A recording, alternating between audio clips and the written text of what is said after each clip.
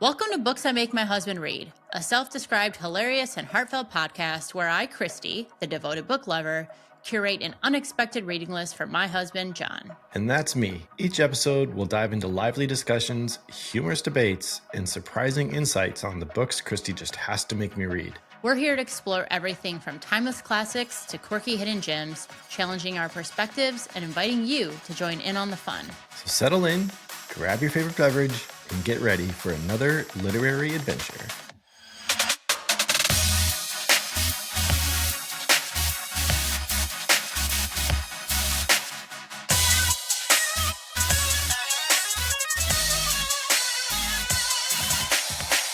Hello, listeners. Welcome to Season 3, Episode 6 of Books I Make My Husband Read. I'm your host, Kristy.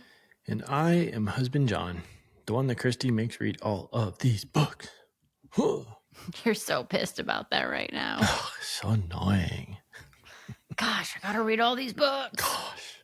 Well, this week we'll be discussing The Love Hypothesis by Ali Hazelwood, a rom-com where a PhD student fake dates a grumpy professor and accidentally proves that love is the messiest experiment of all. Yeah, this is the one and only rom-com that you made me read this season, isn't it? It is. Ooh, yeah. And actually, I didn't even really make you read it.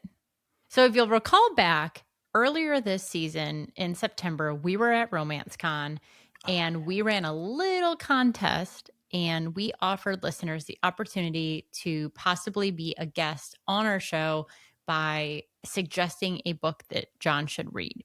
And from that, we picked one of those books randomly, and the winner was The Love Hypothesis. We offered that person to come on the show. They were not interested, but we did want to give a shout out to Vanessa in Florida, who is a rom-com participant. Congratulations. Your book was selected, and luckily enough, it was a book I had read already. So I felt really confident going into this one, and I wasn't worried that like you wouldn't like it or I wouldn't like it. I really love Ali Hazelwood. I've read several of her books before, and I have to say, Adam Carlson is one of my top book boyfriends. Oh, boy. Yeah. Okay. You know where my competition line is. I'm sure we will.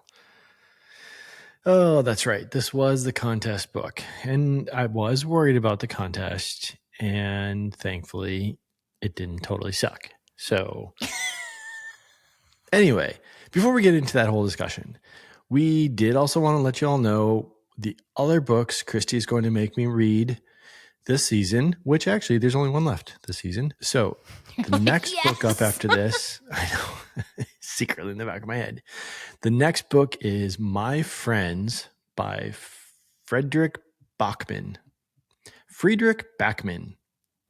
I think it's Friedrich Bachmann. Okay, we'll go with that. And then after that, we're going to have a recap episode similar to what we did in season 1, where we'll kind of recap all the books that we covered this season and our favorite moments and yada, yada, yada. So it's always a fun episode. I'm really excited for My Friends. I actually just started it today. I'm about 7 chapters in, and I'm already really loving it and the storyline. And just Frederick's writing, I've read a few books by him already, and his third person is, I mean, you'll see when you read it, it's just so engaging, and you're feeling connected to these characters, even though like you're not getting first person perspective. And I think that's just a real art. It's already gotten a ton of hype. It was like Jimmy Fallon's book club pick or something like book pick. I don't know. I didn't even know Jimmy Fallon did such a thing, but I saw it on there, and all celebrities are into it now. I know, right? Literally every celebrity has a podcast and a book club. But before we get to our book summary, we want to remind listeners that you can keep up with all of the books that I make John read and then talk about by following us on Instagram or TikTok. Yep. Which you can find and link to on our website, booksimake.myhusbandread.com. And also, if you're enjoying the show, please rate and review us on Apple Podcasts or Spotify, even though Spotify is evil right now, or wherever you might be listening to our show. All right. Are you ready for that spoiler-free book summary? I guess. Let's go. As a third-year PhD candidate, Olive Smith doesn't believe in lasting romantic relationships, but her best friend does, and that's what's got her into this situation. Convincing An that Olive is dating and well on her way to a happily ever after was always going to take more than hand-wavy Jedi mind tricks. Scientists require proof. So, like any self-respecting biologist, Olive panics and kisses the first man she sees. Naturally, because that's what you do. And that man is none other than Kristy's favorite, Adam Carlson, a young hotshot professor and well-known asshole, which is why Olive is positively floored when Stanford's reigning lab tyrant agrees to keep her charade a secret and be her fake boyfriend. And when a big science conference goes haywire, putting Olive's career on the Bunsen burner, ooh, good one, Adam surprises her again with his unyielding support and even more unyielding six-pack abs, maybe 8. I don't know. Who was counting? Suddenly, their little experiment feels dangerously close to combustion, and Olive discovers that the only thing more complicated than a hypothesis on love is putting your own heart under the microscope. And just for the record, I don't write these. These are the summaries from the book jacket. So the Bunsen burner thing, yes, nailed it, but not me. I don't read the book jackets because you just say, here, read this. And I'm like, okay. That's true. Anyway, all right, that's a spoiler-free summary. So here's my hypothesis on spoilers going forward. If one continues listening past this point, exposure to major plot details is 99.9% likely. Major plot details. Major plot detail. All right. Give it to me. What'd you think about this book? Okay. You loved it, didn't you? It was like, it was good. It was fine. It wasn't like earth shattering. It was But it was ooey gooey and fun and funny. Hey, this is my review. You wait till your review to do all the gooey, ooey gooey over. Just I didn't say I said it once. Oh, yeah, right. It was an entertaining rom-com. It was good. I didn't totally hate any of the characters. I thought some of it was a little predictable. Maybe it's because you're making me read so many rom-coms. I'm getting like used to the plot lines and tropes. I even called one of the tropes, even though I was a little early in which trope it was. But it was good. It was like a typical rom-com. It was fun. I was enjoying it. I thought the ending played out nicely and, happily ever after to the two of them. So tell me about your ooey gooey chocolate chipness. It's not a rom-com if it's not happily ever after, but that's why, if you remember back to that conversation we had on the love haters with the Catherine Center note that she wrote at the end of the book, like that's why we love. Actually, I think it was a different book of hers. We covered the love haters, but that note she wrote was from a different, a different novel of hers. But she wrote about love stories and why love stories are so important, and because it gives us this hope, you know what I mean, that things will get better, that things will work out, that, I don't know, there's like good people in this world and caring people in this world and people you can trust. So that to me is like why I say it's like a chocolate chip cookie. Like, yeah, I know what I'm getting when I eat a chocolate chip cookie. It's going to be sweet. It's going to be warm and enjoyable. I want to say moist, but that's going to freak people out. You like it for a reason. So I like that about rom-coms. Like, I know where it's heading. Yeah, some things are going to be similar along the way. And it's supposed to end in a happily ever after, or at least a happily for now. Right, and that's okay too. Yeah. So yeah, I don't think there was anything earth shattering about this book, but I thought it was fun. It was enjoyable. It made me feel good inside, and I enjoyed the characters. I bet it did. I bet it did. One scene in particular. Did you go back and read the bonus chapter? No, I read the author's note, and then I was making dinner and I started reading it, and then I was like, no, this is longer than I was expecting it to be, and I just shut it. So I didn't. Okay. All right. Well. Sorry, not sorry. Well, you're not going to like the question I have about that then. Well, shit. All right. So the author, Ali Hazelwood, has a PhD in neuroscience, and she peppers her novel with scientific references and terminology. Did you enjoy this window into the world of science academia? How did you feel about the academic setting? It was a nice change of pace. It was something different. It felt kind of self-contained in like the world didn't have to be super vast or you have to really know or a specific location across the country or the world or anything. And it kind of like you could picture a university setting. I think she did a really good job of like not overpowering the scientific aspect of it and just kind of like how she just sort of like peppered it in enough to give it substance and like a good foundation without making me feel like I'm an idiot because I don't know anything about science and petri dishes and things like that. So yeah. I think it was enough, like you're saying, that even basic science that you probably took in high school, like the Bunsen burners or Petri, like what you're saying, like some of those things, like Sure. you got. Yeah.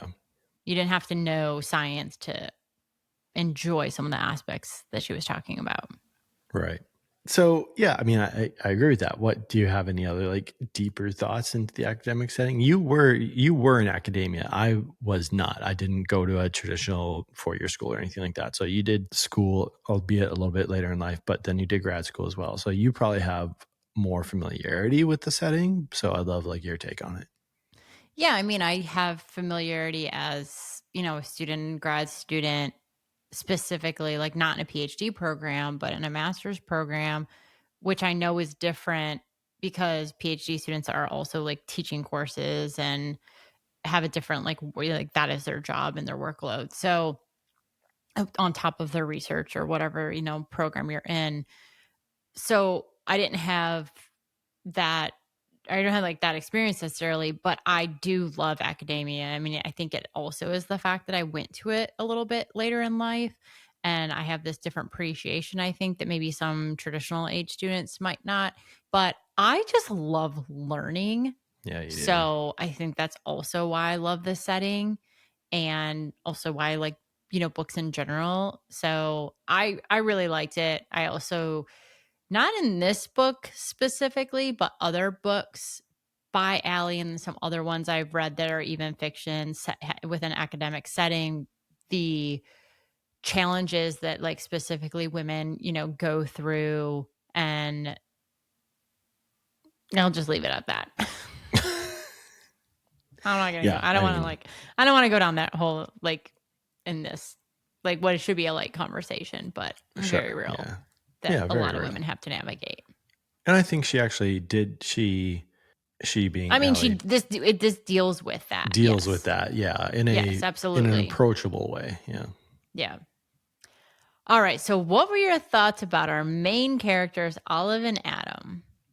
Mm, I feel like Olive is a very intelligent person. Obviously, she's in a PhD program. She's leading a study on At pancreatic Stanford? cancer at Yeah. Stanford. I think she's a very insecure person. I think she lacks a lot of confidence. I think a she's the kind of person who will like go out of her way to make sure that everyone else is happy before she goes and asks for help about herself, or like she'll sacrifice her own happiness or well-being for to make sure that her friends are happy. And she does in the book. And she does in the book, right? Yeah, yeah. It's an endearing trait, but obviously I think it gets her in more trouble than trouble's maybe not the Comes right at a word, but cost. it comes at a cost. And I think she second guesses and doubts a lot of things. Like An's gonna be so mad at her if she finds out she lied to her, or Adam's never gonna believe me or anything like that. And I think that causes a lot of extra stress and anxiety unnecessarily within herself and like within her little like Yeah. dynamic of close friends. And she overcomes that in the end, which we'll talk about. But yeah, I thought she was sweet. I thought she was a great main character that you could like root for, and she was a little annoying in some spots, but overall I didn't think she was like over the top, and I did find myself like rooting for her. Now, Adam. Hold on. Let's finish Olive. Oh yeah, sorry. Okay. All right. Share me your brain cells on Olive. Yeah, I completely agree with what you said about her and that she is a really easy to character to root for, that felt for her and her story, like with her mom and her journey and like all those things. And what I disliked about her, maybe this is a part you found annoying about her. Everyone's a little annoying to some point, but I have said this before on this podcast. One of the things I hate, and I feel like this happens a lot in books. It obviously happens in real life, but when someone is having a full-on conversation in their head for the other person, and Olive does that, like you're saying, multiple times in this book. Like, he won't believe me. He'll do this. He'll think this. He'll say this. Like, you don't fucking know what he's going to say, think, or do. Like, you've known this guy for a month or whatever it's been, Right. 3 months. I don't even know. It's just, yeah, it's like 6 weeks. So you don't know anything that he's going to do. You have no freaking clue. So that was annoying to me because that was where, like, I don't even want to call it miscommunication because there was just no communication. But I think that that's where Olive gets in, like, a little bit tricky. And yeah, she makes a some of lot of that. assumptions Yeah. about what other people are going to think. I mean, shit, I do that a lot. Like, I'm in my own You head a do lot that. with those kinds of things. Yeah, like, oh my God, they're going to think this, or this, or like, what if this, and this? And you just kind of go through it, and like, until you don't really know. Like, it's fine to have thoughts like that, and you know, you have like a plan in case it goes one way or another. But like, it can definitely be detrimental to the point where it like paralyzes you to go any path whatsoever. You can't spiral to the point where you don't communicate what you need to communicate to the person because you have made assumptions. Yeah. You can be worried, scared, unsure, anxious. Like, you can be all those things going into a conversation because I think this person is going to react this way. But making assumptions on how they're going to react is different than stopping yourself from saying something because you are 100% sure they're going to do this. Like, say the thing. Yep. All right, give me the skinny on Adam. He ain't skinny. He's ripped, apparently. And uncommonly tall, I'm sure. Oh, yeah. Nice. Adam. Okay, so there was a number of things that I actually appreciated about Adam. I envy that sort of character trait where you can just be that honest, and he's being it in a way that is coming across to people as rude and unempathetic, or not sympathetic to whatever they're going through or whatever it might be. He's just like blunt. And this actually makes me think of one of my favorite lines from Taylor Swift song where it's like, you're casually cruel in the name of being honest. Yeah. And which I will say you have used to describe me. I have. And hold my ground on that. You have gotten better though. And I think for Adam, like that's great. And that's such like an important, powerful trait to have, to be able to communicate those kinds of hard truths with people. But there has to be a balance with like caring about that person too. It's like, it's basically the premise of the whole Radical Candor book by Kim Scott that came out years ago, where it's like, you have to care about that person in order to like provide truth to them, that they can receive it and actually hear the meaning behind it isn't personal, that it's developmental, it's growth. That's, they say that or he tries to communicate that to Olive in the book, where it's like, it's never personal. He tries to really communicate that it's about the project, or it's about the paper, it's about the study or the research, and not the person. But we're all fucking human, and it's all like gonna sting. Like, you put all these things into it. So anyway, I liked him as a character. I rooted for him. I thought he, despite all of that like hard external shell, he was clearly a softie on the inside when he was able to let people in his friendship with. He's a chocolate chip cookie too. He's a a little salt on it. Oh yeah, adding a little salt is so good on chocolate chip cookie. Like, as his friendship with Holden was sort of, we're learning about it. Uncovered. Yeah, as we learn about it, you could just tell like there's so much genuineness in him. But he puts on this, this act in this shell, and like he feels like that's how academia is. And he talked about how cutthroat it is and that sort of thing. So anyway, those are my thoughts on Adam. What about you, besides like the fact that you're going to like melt on camera when you start talking about him? I like Adam because of some of the reasons you're saying, like, he is really direct, and I just appreciate that about people. And I get it. Like, some people aren't ready for that. And I believe that, like, the truth can hurt, but the truth teller should not. So there is a balance there.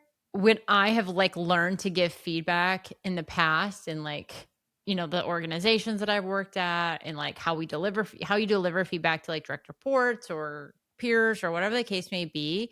And it's like what you're saying. He's, like, focusing on the task. You focus on the task and not the person. I realize, though, that that is extremely hard for a lot of people to separate.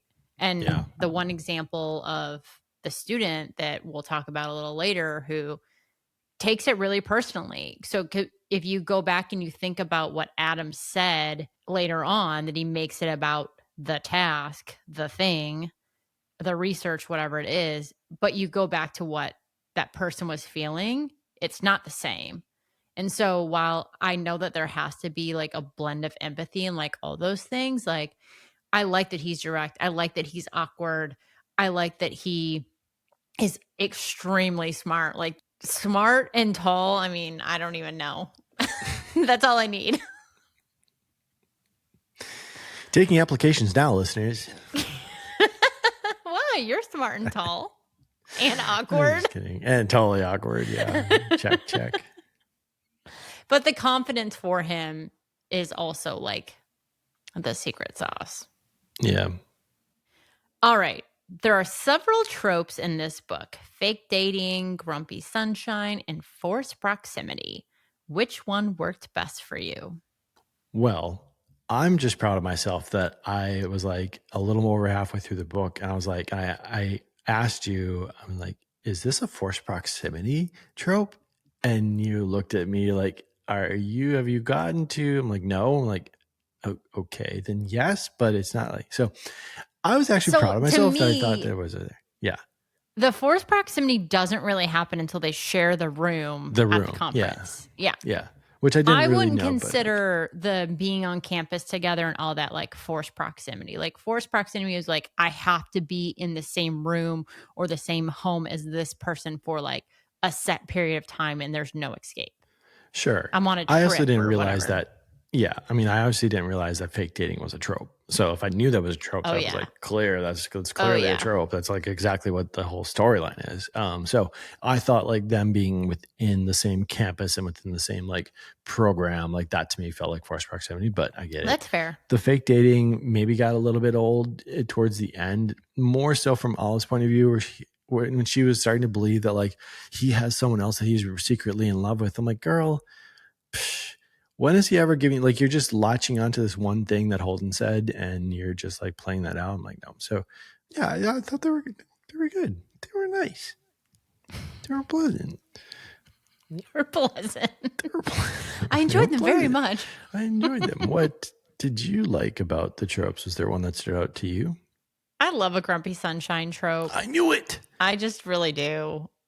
I liked that Olive talked about tropes in the book and, like, the fake dating. Like, Adam's clueless that this is a thing, and Olive, and when they go, or he's like, you can share a room with me, and she's like, no, there will be one bed, and he's like, no, here's my like, you can look at my room booking. There's confirmation. My booking. It's 2 beds. She's like, you don't understand. There will be one bed. He's like, has no idea what she's talking about. She's like, there's always one bed. That was pretty funny. Yeah, I like that. All right. The fake dating starts because Olive is trying to protect Anne's happiness. How far would you go to protect a friend's happiness? Were Olive's actions over the top? I think her heart was in the right place. I think she loves Anne dearly as a best friend. Clearly knew that she didn't have any feelings to Jeremy, but for some reason felt she couldn't just tell Anne that, and that Anne would believe her. And so I could see this playing out again, sort of, her character trait of being willing to sacrifice a happiness within herself in order to make sure that her friends were happy. Your other question, like, how far would I go? I mean, I don't know. I don't know. I would just, like, randomly turn around and kiss the first stranger just to make a friend happy. But I could see, like, I do think there is a trait within myself similar to Olive that I am willing to sacrifice something that I might want or my own happiness of some kind in order to make sure that someone else is happy first. I do see that in myself, so I could relate to that. So, what about you? I mean, if she doesn't do it, we don't have the book. So there's that. But I think it was like a little over the top that you wouldn't just tell your friend, like, I really am not interested in him. You can date him and be able to have that honest conversation with them. I mean, if your friendship is as good as she portrayed, Yeah, that's then true. eventually she should be able to convince On that, like, she's serious, that she's not secretly, wishing she was with Jeremy or whatever, that she's moved, really moved on. And honestly, she's like, I didn't really like him all that much to begin with, or like there Right. wasn't anything really there. They went on like 1 or 2 dates. Yeah. I hear you. I mean, I get the going out of your way for your friend thing, but in this case, like, that was a little loosey goosey for me. Fair But I'm enough. glad it happened. Right. Because otherwise we wouldn't have the book. Exactly. All right, so we discussed this a little bit already, but Adam has a bad reputation on campus. While he believes he's being fair and helpful, others see him as being unduly cruel.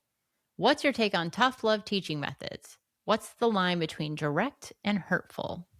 Big reputation. Big reputation. Oh, you me got big reputations.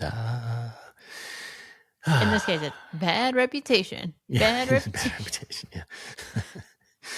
um, I think you probably know my stand on this. Personally, I don't respond well to that type of approach unless I already have like established some mad respect for the person giving me this tough love, where then I can like create that separation of the two. But I take too much personally in a lot of ways, and so that kind of approach I have a hard time with. Like we talked about, though, there are ways to deliver tough news that can still come from a place of empathy and a place of caring. And I think Adam learns that over the course of time. I think Olive helped like soften some of his edges. She didn't dismiss it. She doesn't like make him change what's coming out of his mouth. I think it's like how it's coming out of how it's coming out of his mouth. Say how cow. I thought I did. That's what I heard in my head. And so I'm like, I just had to repeat myself to make sure I didn't actually say that. And I think you Cow. had. Bow. Oh, man. You kind of like alluded at it a little bit earlier too when we were talking about Adam, about how it's like what did you say? The message can be. The truth can hurt, but the truth teller should not. Yeah, that. And I think that kind of sums that up. So I think Adam starts in that place. As we learn a little bit about his background and his journey through academia, I could see why he'd turn out that way. But yeah, Olive kind of softens his edges, and he keeps his sort of like core presence about himself and why he thinks the feedback he's giving is so important. But he just like smooths it out a little bit. Yeah. I mean, I can relate to Adam. Empathy is not something that comes naturally to every person, and is something I have to think about a lot. But to your point, when you demonstrate that you really care about people, and that is the, I'll say, baseline, or depending The on who it root. is, root of your relationship, and that's like the foundation of your relationship, that I genuinely care about this person, then you should be able to deliver whatever you need to say. And that's probably what's really missing for Adam in this case, because he actually really does care, because what he is like, I'm trying to create really great scientists, and it's Right. better for me to weed out the people who, one, aren't going to like contribute to the research and whatever like sciencey things are going on. I don't want to like sound stupid and say something wrong. So like that type of thing, he's trying to weed those people out, which I understand. Mm-hmm. As he's a fellow scientist, he wants there to be good research and work, and some people just are not cut out for that. But it also, would not be good for that person if they're unhappy with what they're doing, if they're like not understanding, not meeting the bar, like all those things. So it's like in service to the person as well. But what he is missing is the fact that he has not demonstrated like the why of what he's doing and why like he is being direct as he is, which I think is something like he has to learn. But like you said, he's also probably never had it demonstrated for him in his life. Like his parents were diplomats. Right. He was like raised by like other caregivers. Like, so he's recovering in a way from like what he's experienced himself. He's just misunderstood. As most academics with 8-packs are. So.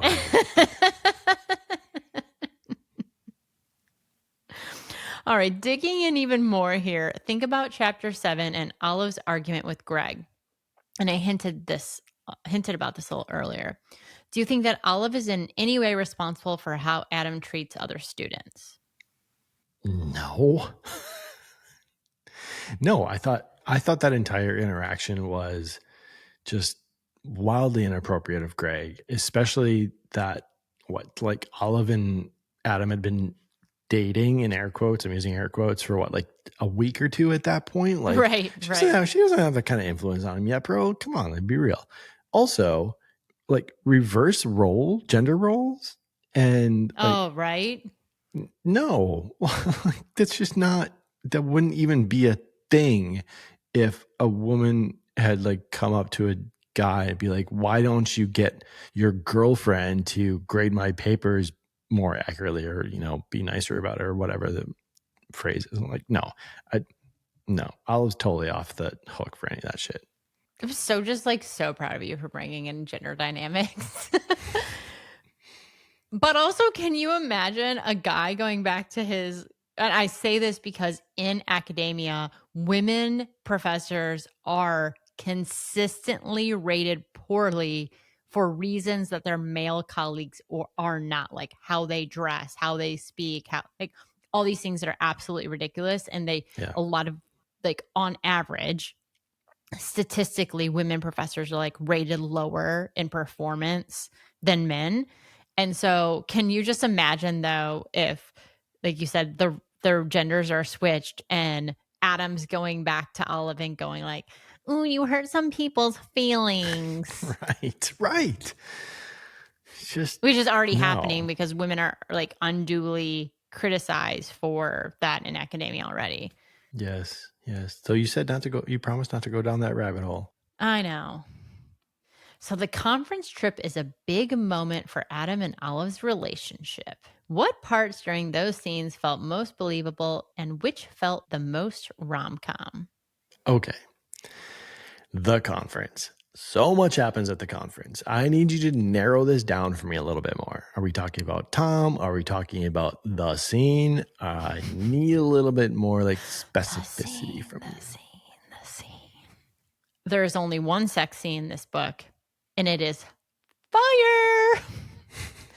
And if you haven't read this book in a while, or you read it a few years ago when it came out, which is when I read it, there's now a bonus chapter. So the entire book in its original format is from Olive's. She's the narrator. The bonus chapter is that scene from Adam's point of view. Oh, that whole scene? Yes. Just the bedroom scene. Okay. I know you're so anxious to read it now. If you didn't think that scene could get any better, you're wrong. It can. Okay, back to your question. All right. Yeah, because a lot obviously happens at the conference. That's where everything really comes to fruition. This is the climax of the story and other climaxes. Good one. Ba-dum-bum. Yeah. Okay, so the conference. I really hope your mom doesn't listen to this episode. Oh, she's totally going to listen to this episode. She listens to all the episodes. I thought the whole scene with Tom was so disturbing, but also so incredibly believable in a really sad way. And I had a sense that Tom was trouble from the beginning. A bad dude. You knew he was trouble when he walked in? Ooh, another Taylor So many reference. Taylor Good one. So many. And which I'm learning from you and all this reading that you're making me do, that the antagonist is got to be someone who they've already introduced, that they're not just going to be this random person who causes this thing. So that's me paying attention. But the love scene. The love scene. I love the PG version.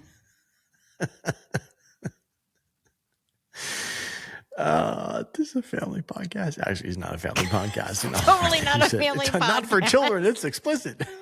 Yeah, this is not for children. I will admit it was pretty steamy. It was pretty good. It was pretty hot.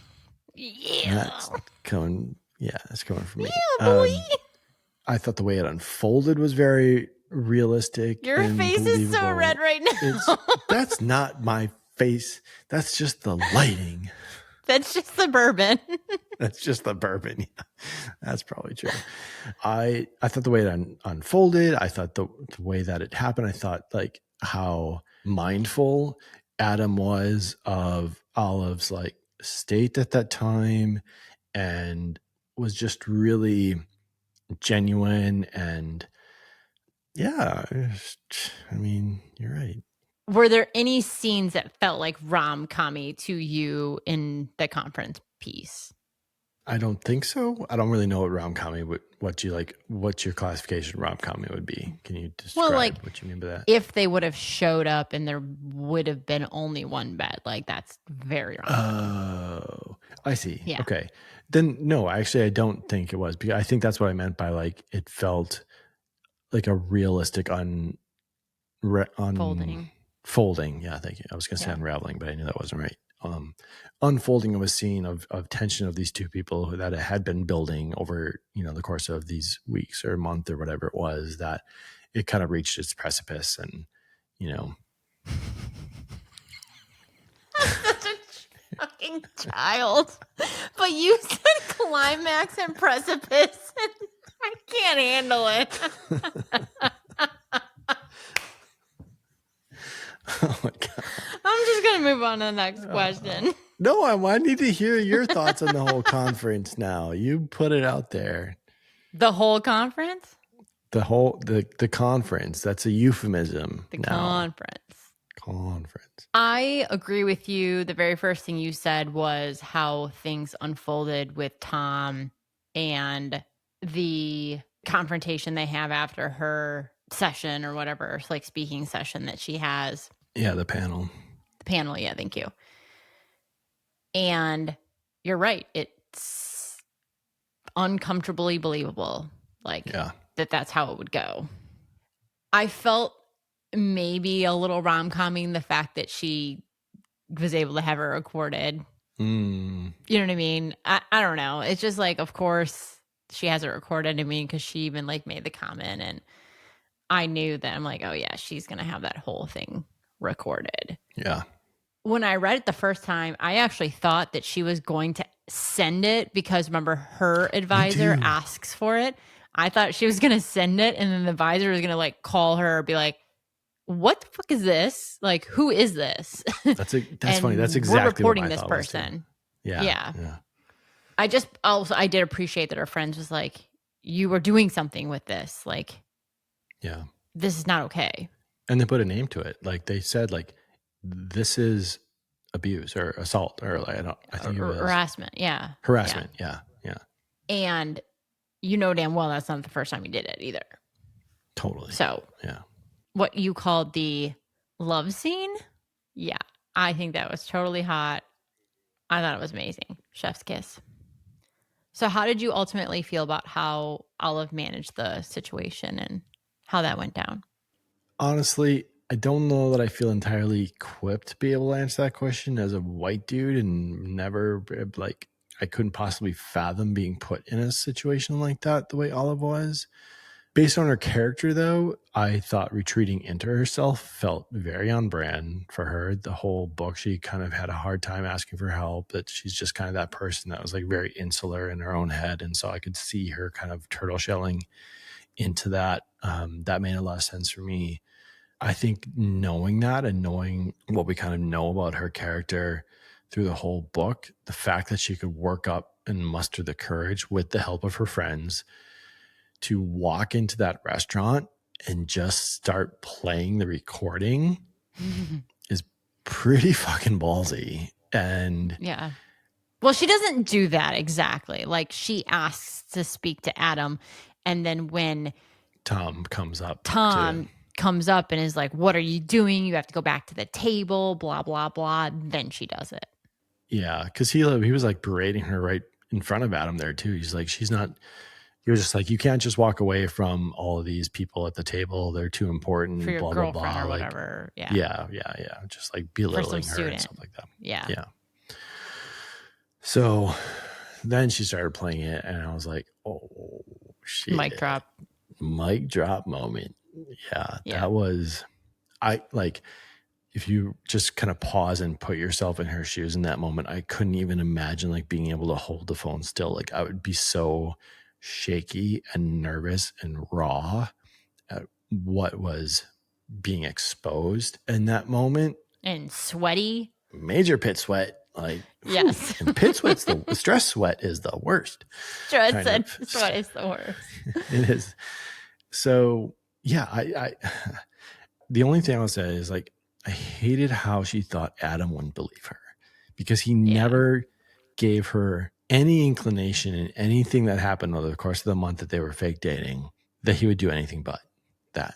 And so that voice inside of her head was just really frustrating. So, because you're right. He, at every corner, like, listened to her, let her express her feelings, showed that he cared about what she thought, even when he disagreed with her, like with the feedback with the students. I mean, she flat out says, go fuck yourself. And then he didn't bat an eye about it. He was like, okay. Yeah. She said what she's had to say. I envy that. I wish I had more of that in me. Oh, you wish you had more Adam Carlson in you?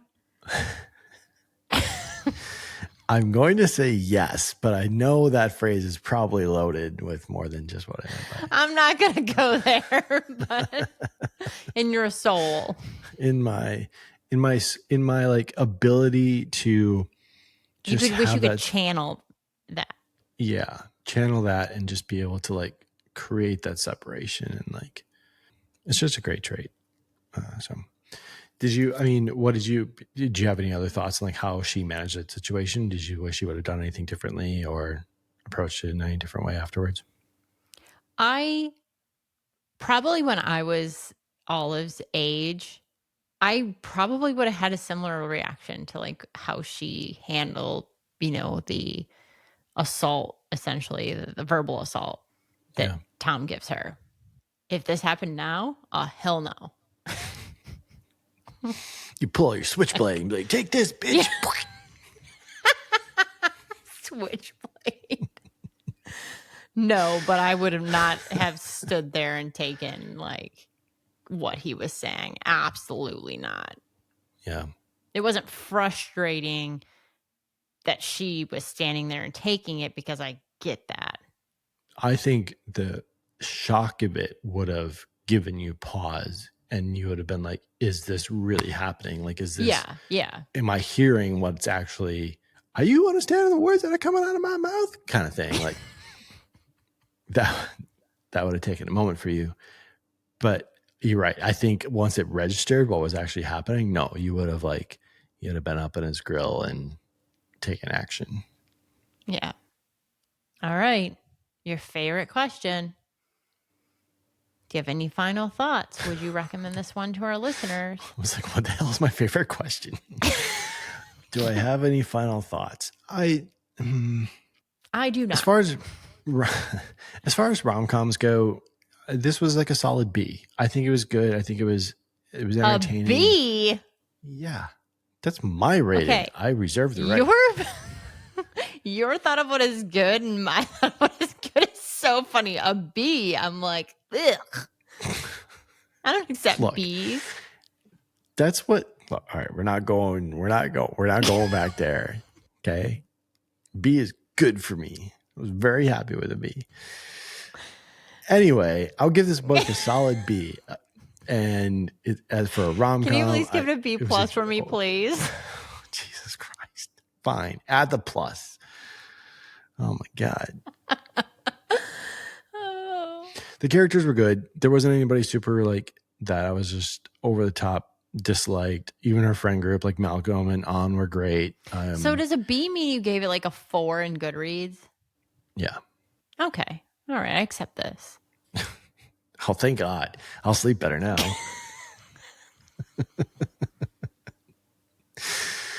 But anyways, the ancillary characters, the supporting cast were also really were quite delightful. So there were no like big showstoppers. The dialogue was fine. I didn't think it was as good as like some of the other rom-coms that you've had me read, but it was enjoyable. So your turn. What are your final thoughts? I really like this one. I enjoyed the cast, like you said. I enjoyed the dynamic between our two main characters. There's a super spicy, ooey gooey, yummy scene that I really enjoyed. And I enjoyed the setting. Yeah. Yeah. Academia was a nice twist. Yeah. Well, we want to remind everyone that the next 2 episodes are going to be My Friends by Frederick Bachman. And then we'll have a recap episode as our final episode in season 3. I almost said season 6, but this is episode 6. Oh, yeah, there you go. Yeah, season 3. And then we'll take a short break and then we'll come back in January. And don't forget that a free way to support our show is by leaving us a review and rating us on Apple Podcasts. If you don't want to rate us, but you have a question or feedback on the show, you can email us at booksthatmakemyhusbandread@gmail.com. We would love to hear from you, and we'll always give you a shout out on the show. Yeah. And hey, we got a bunch of swag too. We got like bookmarks and stickers and all kinds of other stuff. So if you email us and be like, hey, I listened to this episode, it was awesome, we'll send you some swag. Even if you email us and say, I listened to this episode and it sucks. Then we'll send you 1 swag. If you say it was awesome, we'll send you 2. But anyway, about this show, tell other book lovers. If you're a fan of books, you probably have other people in your life that are fans of books too. Maybe book clubs or whatever it might be. Tell them about the show. See if they like it. Maybe there's something we've covered that they've read. So, well, I guess that's it. Oh, it's another one in the books. Boo. Well, who knows? Maybe this will be the one your husband reads. And if he does, you should talk about the sex scene with him. Yeah. Boy. Okay, bye. Peace out, Billy.